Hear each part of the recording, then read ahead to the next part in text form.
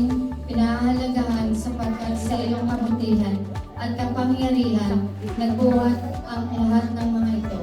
Maraming salamat, Panginoon, sa patuloy ninyong pagbibigay sa amin ng mga pagkain aming kailangan upang maging malakas at malusog sa aming araw-araw na buhay.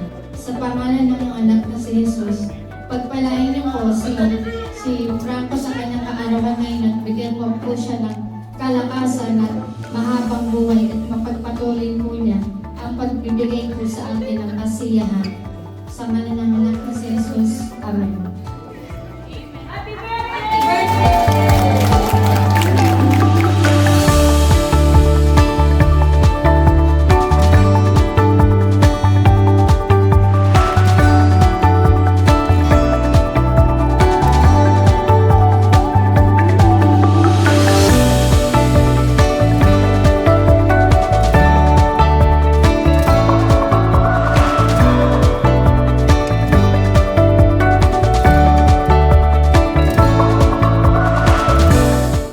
Nagpapasalamat ako sa lahat ng dumalo at sa pagbubukas ng aking kusina ni Lodi.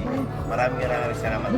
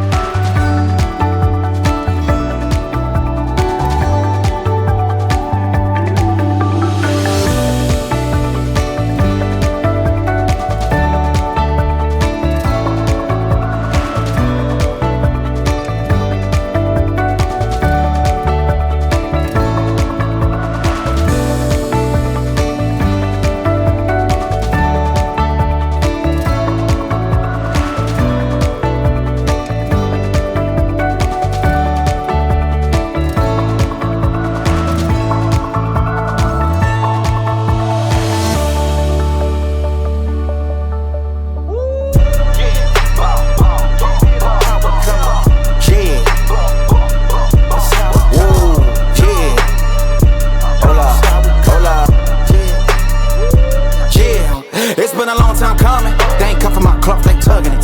Putting up numbers, 99 problems, and I still kept it 100. Yeah, it's been a long time coming. They ain't cuffing my cloth, they tugging it.